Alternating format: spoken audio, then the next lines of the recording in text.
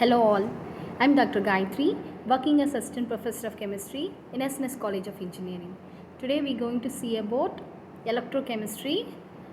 It is a branch of chemistry in which the conversion takes place about chemical reaction into electrical energy or electrical energy into chemical energy. The conductance and basic conductance and types of the conductance we have seen in the previous videos. Here we are going to see about galvanic cell, etc. Let's move on to the topic. Galvanic cell. It is also called as electrochemical cell. In that, we have already said the electrochemistry is the two conversion.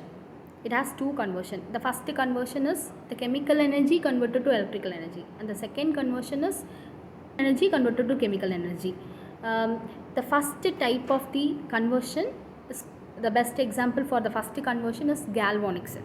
In that, the chemical energy is converted to electrical energy. It has two half cell, that is anodic half cell and cathodic half cell. The anodic half cell is also called as anodic compartment, and cathodic half cell is called as cathodic compartment. There are two types of conductor, that is anodic and cathodic. Anode compartment is one half cell and cathode compartment is another half cell. These half cell is combined to get a cell, the whole cell.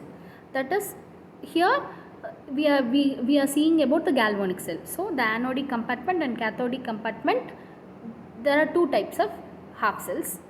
These both are combined to get a galvanic cell. Okay, in the anodic half cell, oxidation takes place. In the cathodic half cell, reduction takes place. We all know anode is loss of electron or gain of electron. Yes, it is. Oxidation is a loss of electrons, reduction is a gain of electrons. So at anode, a loss of electron takes place. At cathode, reduction takes place. In the anodic half cell, oxidation, and in the cathodic half cell, anodic oxidation and cathodic reduction takes place. Here in the galvanic cell, the anode is zinc and the cathode is copper. Here we have taken two compartments, anodic compartment, cathodic compartment. In the anodic compartment, we have taken the electrode as zinc, which is dipped in the electrolytic solution, that is a zinc sulfate. And here the cathodic compartment, here the electrode is copper, which is dipped in the electrolyte as copper sulfate. So zinc dipped in zinc sulfate solution, copper dipped in copper sulfate solution. So both the compartment has electrode, one electrode and electrolyte. Here in the anode, zinc and zinc sulfate solution. Here cathode, copper and copper sulfate solution. Both metals, zinc and copper, act as a electrode, two electrodes. Here in the pictorial representation, the both electrode is combined with the voltmeter, to find out the volt produced in the solution. These two compartment is combined with a salt bridge, which is usually a U-type salt bridge we have used here. It is filled with agar-agar or KCl for the movement of ions. The salt bridge function is that it allows the ions to flow from one compartment to another compartment. Here anode to cathode. Here anode, oxidation takes place, the loss of electron, and the cathode, the reduction takes place, the gain of electrons. So here the salt bridge is U-type, which is filled with KCl, agar-agar solution, or etc. Okay.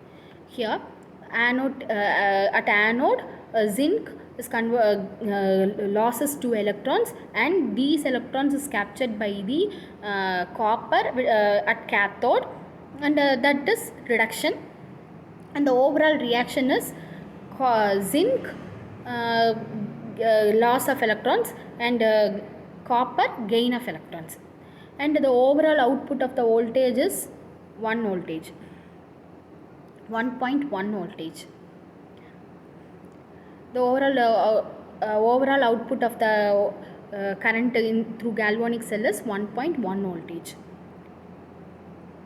See here, copper electrode is positive and zinc electrode is negative, because here from the zinc the ions is transferred from the cathode of copper. So while for gaining it the symbol is positive, for losing the symbol is negative.